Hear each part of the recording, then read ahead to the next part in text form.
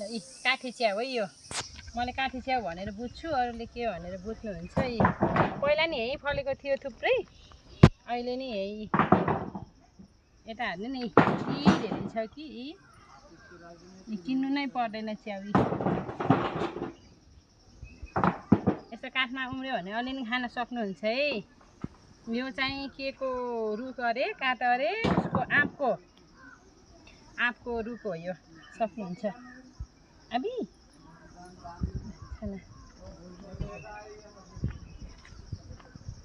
यति धेरै छ के यो अलि के छिप्पे रहेछ के अलि छिप्पे रहेछ यी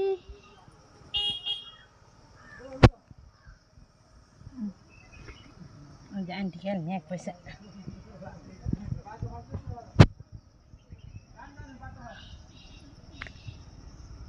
ल है काठी च्याउ ज्याकेल